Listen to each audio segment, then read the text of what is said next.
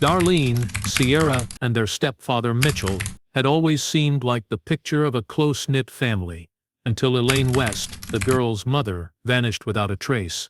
Months later, her body was found buried just beyond the backyard fence, and what investigators uncovered next unraveled a twisted web of forbidden affection, manipulation, and a deadly secret pact. As the truth clawed its way to the surface, one question haunted everyone: who among them planned the murder, and who watched it happen in silence? Claridge was the kind of town where nothing ever seemed out of place. Nestled between pine-covered hills and quiet, curving roads, it gave off a comforting sense of stillness.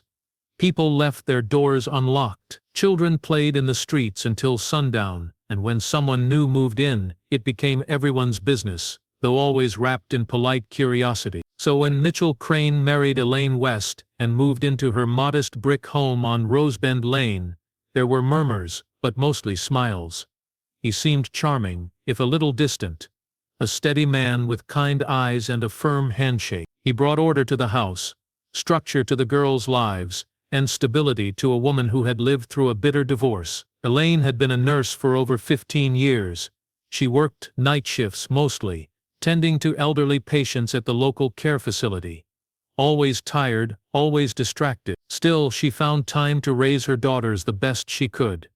Darlene, the older one, was sharp-eyed and soft-spoken, with a maturity that didn't quite belong to a 22-year-old. Sierra, just 19, was wilder, impulsive, emotional, and full of contradiction. She'd dye her hair fiery colors one week and spend the next crying quietly in her room. Elaine loved them both, but she was distant, and sometimes even the girls wondered if she noticed when things started changing. When Mitchell moved in, the girls' lives shifted subtly, but undeniably. At first, it was simple things. He started making breakfast in the mornings: crispy bacon, scrambled eggs, toast arranged in perfect triangles. He fixed the broken window in Sierra's room, helped Darlene with car trouble, brought home little gifts for no reason at all. To the outside world, he was simply stepping into the role of father figure. But inside that house, the atmosphere began to thicken. It wasn't the kind of danger you could see right away. There was no shouting, no slamming of doors. It was something slower, something that crept in like mold beneath wallpaper. Mitchell was always watching, just enough to notice when Sierra changed her nail polish, or when Darlene switched from coffee to tea. He praised them, but always in ways that felt strangely personal. "You've got an eye for color," he once said, looking too long at Sierra's painted fingers. "You move like your mother used to," he told Darlene one evening, as she walked across the living room in her pajamas. Elaine never noticed, or if she did, she said nothing. Soon the girls stopped speaking to each other the way sisters should.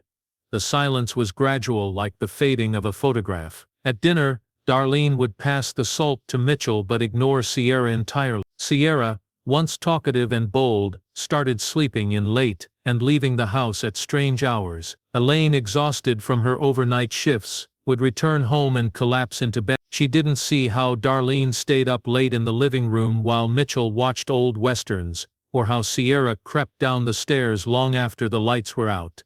Still, to their neighbors, the West seemed picture-perfect. Mitchell trimmed the hedges every Sunday. Elaine brought fruit tarts to the church bake sale.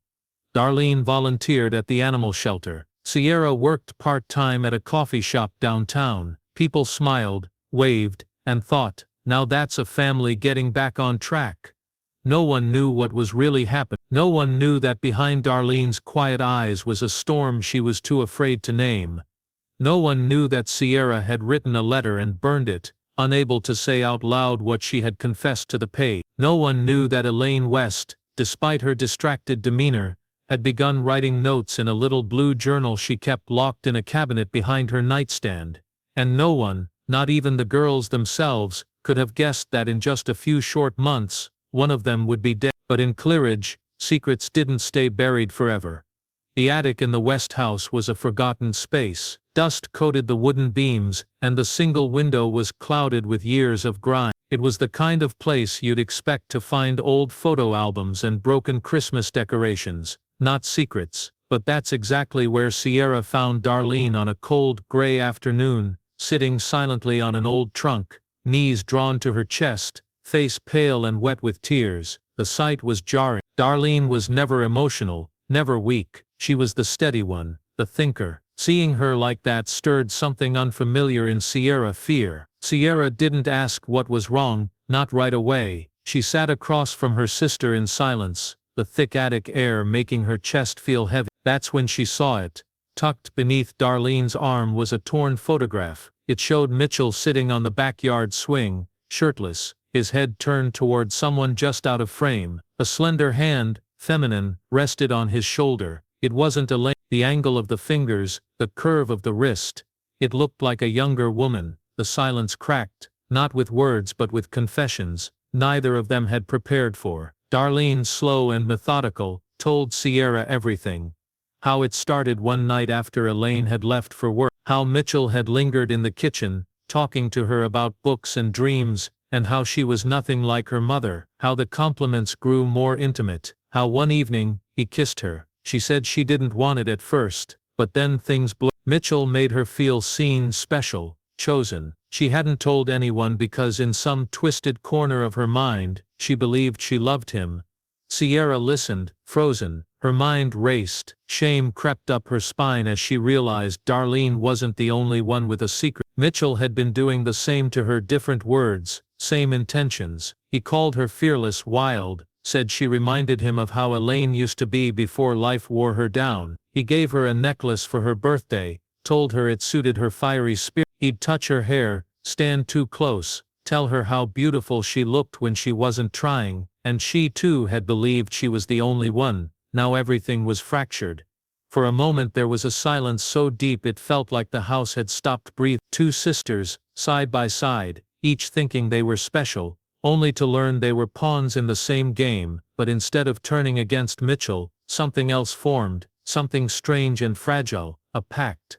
They wouldn't tell anyone, not their mother, not the police, not their friend. They would keep it between them. It was shameful, yes, but also dangerous. Mitchell had power in the house. Elaine trusted him completely. No one would believe them. Worse, they didn't even fully believe themselves. Had they been groomed, or had they allowed it? That murky question hung in the air, unspoken. Their strange alliance didn't bring them closer. It made everything more complicated. They began watching each other, measuring words, movements, moments. Darlene noticed how Sierra laughed louder when Mitchell was around. Sierra noticed how Darlene always sat next to him during dinner. There were no fights, no screaming, but the tension built like gas in a closed room. Mitchell, for his part, seemed unaware that his house was quietly imploding. Or maybe he enjoyed the control, the way the girls orbited him like moons tugged by his gravity. He continued his routines, making breakfast, fixing leaky faucets, mowing the lawn. He smiled in family photos. No one outside could see the chaos brewing just beneath the surface. Elaine still didn't notice, or chose not to. Her late shifts gave her an excuse to be absent, and she embraced it. She was tired, always tired, and when she came home to find the girls withdrawn or cold, she chalked it up to typical adolescent mood swings. After all, they were teenagers, moody, emotional, unpredictable.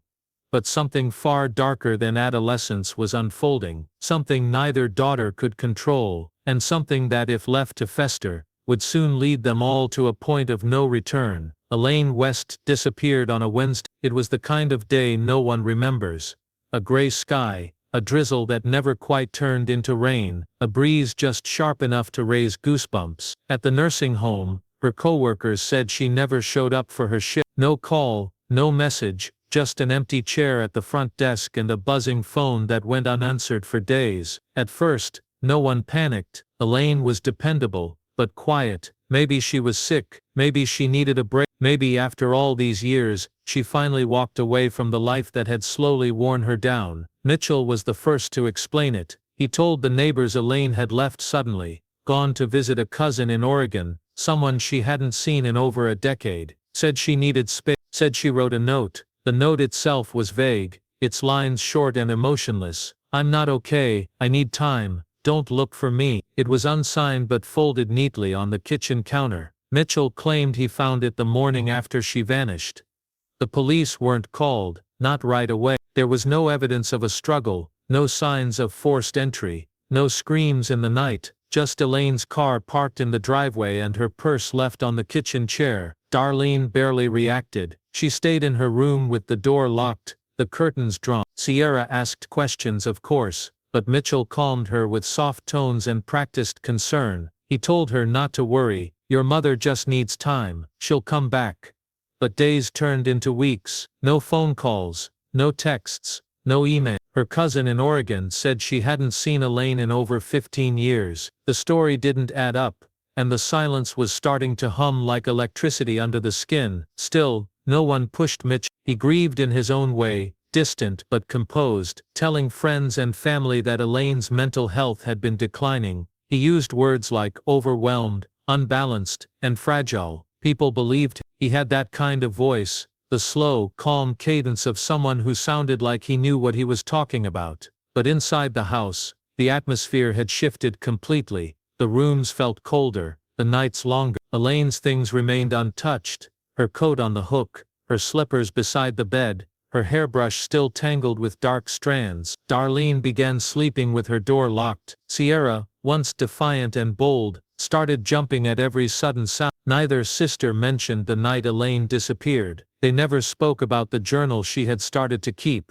They didn't talk about how Mitchell had grown colder, more watchful, as if daring them to speak out. One night, Sierra walked past her mother's bedroom, and saw the door slightly open. Inside, Mitchell sat on the edge of the bed, staring at the dresser mirror, his face expressionless, unmoving. He didn't see her. He didn't move. He just sat there, in the same clothes he'd worn all day, the room around him thick with stillness. Sierra backed away, her breath held tight in her chest.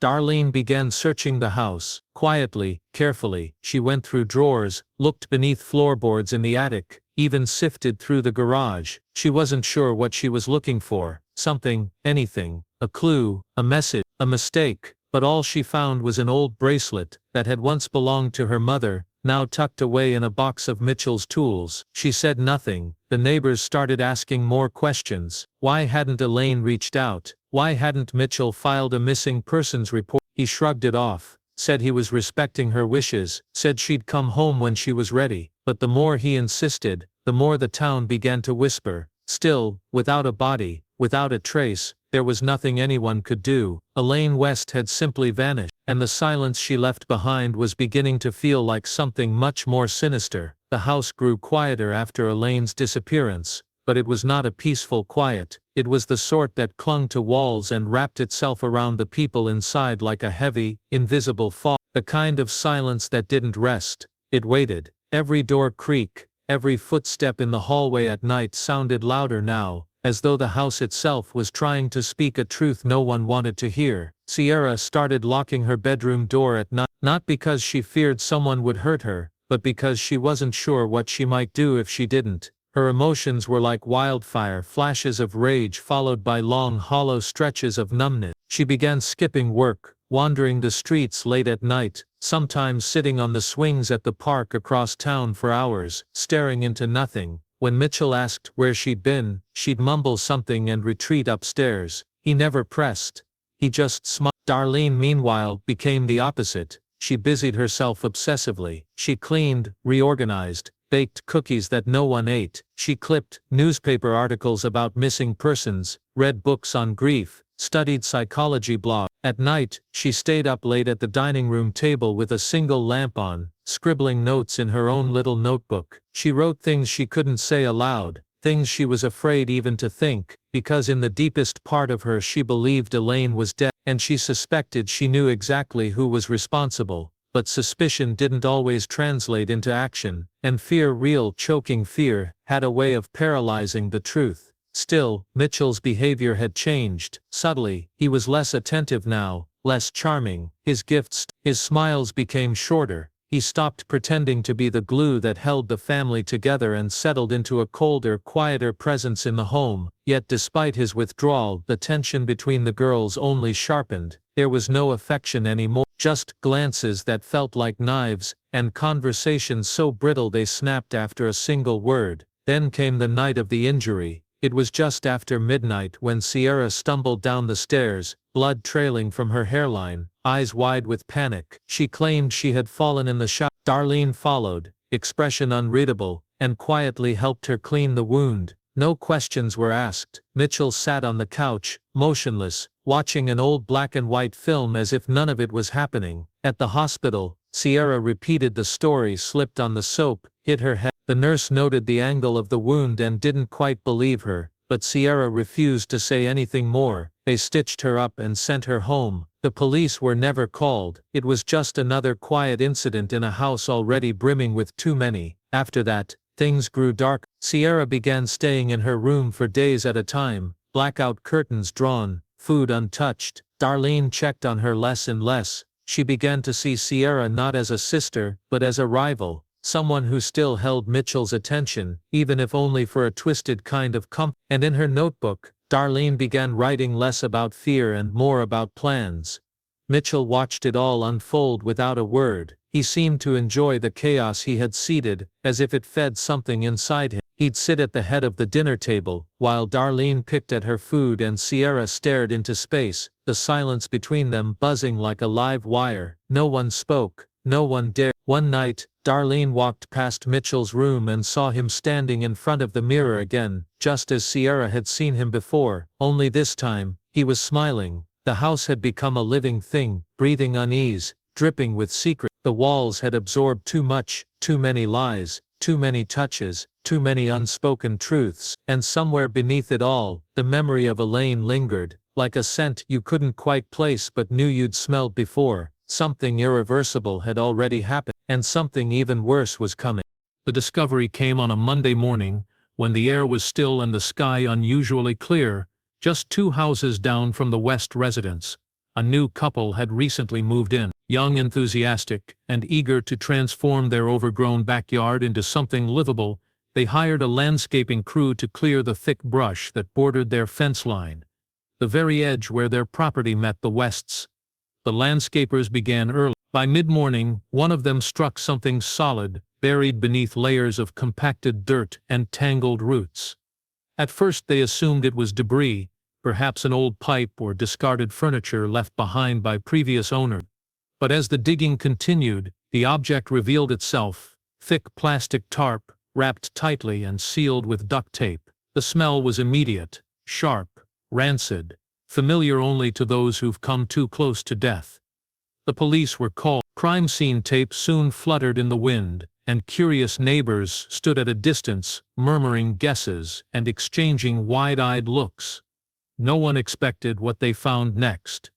Inside the tarp was a human body, badly decomposed, clothed in what appeared to be a nurse's uniform. Jewelry still clung to the shriveled wrist, a charm bracelet shaped like tiny stars and a silver ring with a dull blue stone. It didn't take long to identify the remains. Dental records confirmed what some had already suspected. Elaine West had not gone to visit a cousin. She hadn't needed space. She hadn't left a note. She was dead. The news hit Claridge like a cold wave. A woman who had seemingly vanished without a trace had been lying in a shallow grave just a few steps away from her own home. The location of the body, so close, so deliberately placed, shattered any remaining illusion that Elaine had left willingly. She hadn't run, she had been buried. Mitchell was calm when the police knocked on his door. He answered with a measured expression, even as flashing lights bounced off the windows. He offered them tea, then quietly accepted their request to come down to the station for questioning. He spoke slowly, clearly, as if reading from a script he'd practiced for months. He said he had no idea how the body got there, that he was devastated, that perhaps Elaine had enemies, that she had struggled with depression and paranoia, that maybe she was involved in something he didn't understand. But Detective Carl Moreno, who had taken over the case, wasn't buying the performance. While the officers processed the scene, Moreno stood in the West's backyard, staring at the spot where the body had been found. It was almost hidden behind a rotted tree stump, less than 10 feet from the fence. It wasn't just careless, it was arrogant. Whoever had buried Elaine had counted on no one looking too closely. They didn't fear discovery, they were confident, or maybe they were desperate. Inside the house, Darlene sat silently at the kitchen table, staring at her hands. Sierra was in her room with the door shut, the music loud enough to dull the noise outside. Neither came forward, neither asked questions, but each was now harboring a growing storm of suspicion. not just toward Mitchell but toward each other. After all, the body didn't bury itself. Forensics determined that Elaine had died from blunt force trauma to the back of the head. The wound was precise, controlled, delivered by someone she likely knew and trusted. There were no defensive marks on her arms, no signs of a struggle. It had been fast, quiet, personal. Suddenly the mystery wasn't just who had killed Elaine, it was who else knew and how many had helped cover it up. In Claridge, the West house no longer looked like the perfect home on the corner. Now it was something else entirely, a graveyard with walls. Detective Carl Moreno had seen many things during his 23 years on the force, but the West case was different. It wasn't the brutality that unsettled him. He had witnessed worse. It was the silence. The way 3 people could live in the same house with a body buried just steps away and yet none of them had said a word. No grief, no outrage, no fear, just stillness. As if each had decided to live in a carefully crafted lie, together but separately. Mitchell Crane became the focus almost immediately.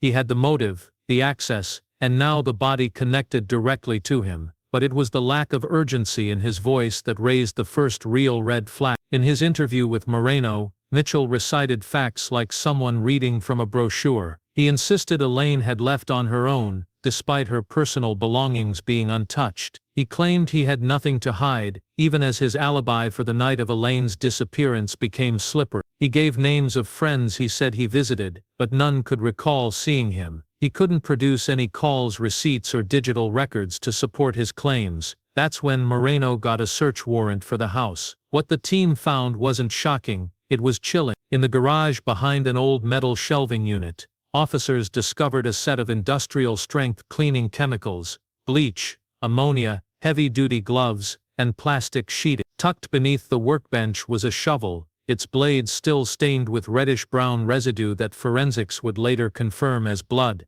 Moreno knew these weren't just gardening tools, they were instruments of a cover-up.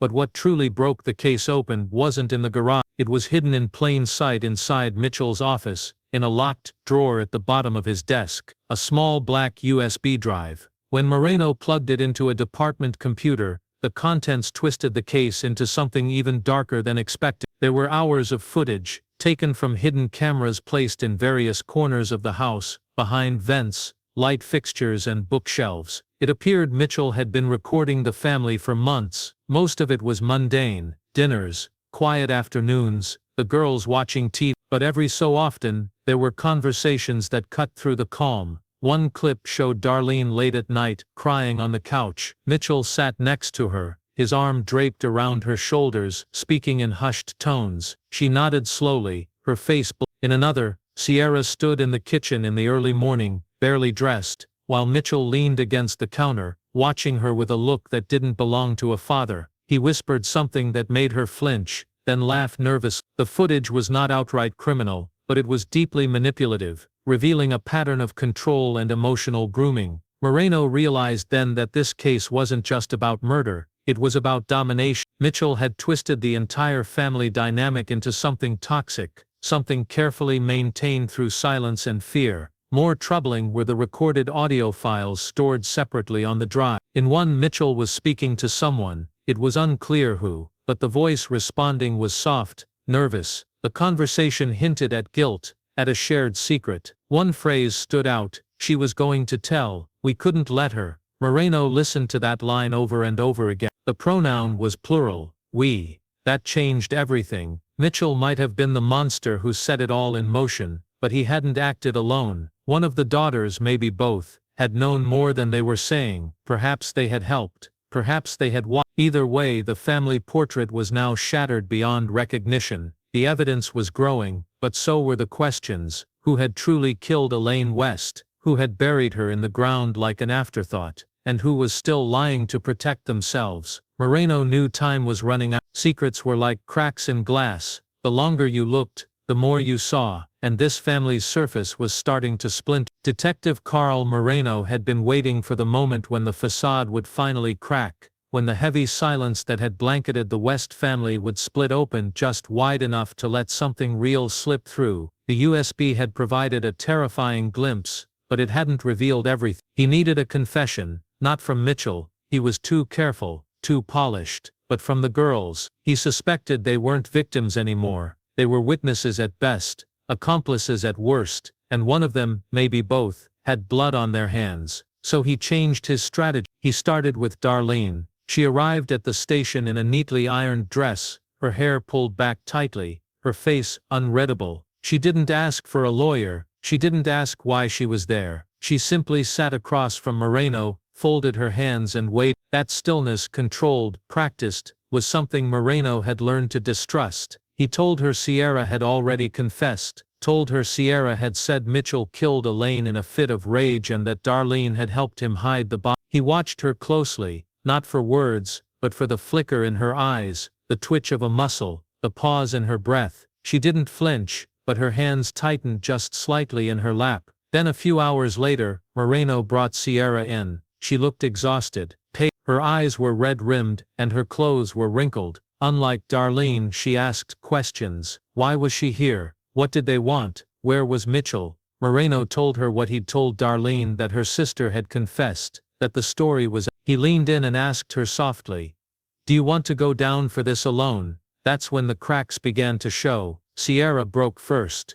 She said it had happened late at night. Elaine had confronted Mitchell in the kitchen. She had found something, maybe one of the videos, maybe one of the gifts he had given the girls. She was furious, demanding answers. The girls had been upstairs. Sierra said she heard yelling, then a loud cry. By the time she got to the kitchen, her mother was on the floor, blood pooling beneath her head. Mitchell stood over her, holding a fireplace poker. She claimed Darlene came down moments later frozen, wide-eyed, that they didn't call an ambulance because Mitchell told them it was too late, that they moved the body because they didn't know what else to do, that Mitchell had threatened them both, said if they went to the police, no one would believe them, said their lives would be destroyed. She was scared. She didn't know what to do. But when Moreno brought Darlene back in to confirm the story, she denied it all. Darlene said Sierra was the one who poisoned Elaine, said she'd seen her sister slip something into her mother's tea days before she disappeared, said Mitchell hadn't killed Elaine, he'd merely found her dead and panicked. Darlene claimed she had begged them both to go to the police, but they refused, that she had helped bury the body only because she feared for her life, that she had never laid a hand on her mother. Two stories, each one damning the other, each placing themselves just far enough from the moment of death to maintain innocence. Moreno reviewed the interviews again and again. One confession said Mitchell acted alone, the other said Mitchell only helped cover up what Sierra had done. Both implicated him, neither lined up, but then came the quiet detail that kept Moreno awake that night. In both confessions, one phrase was repeated: "We couldn't let her tell." The "we" again. Someone was lying, someone was protecting themselves. But the terrifying possibility that haunted Moreno now was this: what if neither girl was innocent? What if Elaine's death wasn't a spontaneous accident? What if it had been a plan? And what if the person who swung the final blow hadn't done it out of fear but out of love? Mitchell Crane was found dead in his jail cell on a rainy Thursday morning, just hours before he was scheduled to stand trial for the murder of Elaine West. The official report labeled it suicide. A bedsheet tied tightly around the neck, a chair kicked over, no sign of struggle. But to Detective Carl Moreno, the timing was too clean, too calculated. Mitchell had been many things: manipulative, controlling, morally rotten, but he had never seemed the type to run. He was a man who believed in control, even in the face of chaos. And yet in the quiet of that concrete cell, he had taken his final breath before justice could reach him. With Mitchell gone, the spotlight turned entirely to the West daughters. Prosecutors were left with no living suspect for Elaine's murder, but the web of evidence, conflicting confessions, the USB drive, and the grim forensic timeline, pointed to something far more disturbing than one man's crime. The question had changed. No longer did Mitchell kill Elaine, now it was who else was part of it. Then a new discovery changed everything. Inside Elaine's bedroom, tucked behind the bottom drawer of her nightstand, investigators found a small blue leather journal. It had been missed in the first sweep, hidden too carefully. The entries inside were short, nervous, and scattered over the final weeks of Elaine's life, but they told a story far more damning than anything the daughters had revealed. Elaine had grown suspicious of Mitchell months before her death. She'd noticed changes in Darlene: mood swings, sudden secrecy, whispered phone calls at night. She'd caught Sierra sneaking into Mitchell's office. At first, she assumed the girls were rebelling in typical teenage fashion, but then she began to notice things missing: clothes, gifts, even photographs, and Mitchell had become colder. The final entries were the most chilling. Elaine wrote that she believed Mitchell was involved in something deeply inappropriate with both daughters. She feared he had manipulated them emotionally, maybe even physically. One line read, "If something happens to me, it's not an accident. Look at Mitchell, look at the girls." Her handwriting grew shaky in the last page. One unfinished sentence read simply, "I heard them whispering in the attic. They know I know." Elaine had planned to confront Mitchell the night she disappeared. That much was clear. But what wasn't clear, what remained buried beneath layers of lies, was what happened in the minutes after she did. Moreno now had 3 timelines, 3 stories, none of them and none of them erased the most uncomfortable truth. Darlene and Sierra had both stood to gain from their mother's death. With Elaine gone, Mitchell had no barrier left. He was theirs, twisted, possessive, but entirely focused on them. And for 2 young women who had been manipulated into believing that made them special, that might have been enough. The court case spiraled into national attention. Journalists called it the House of Silence. Analysts debated whether the daughters were victims, villains, or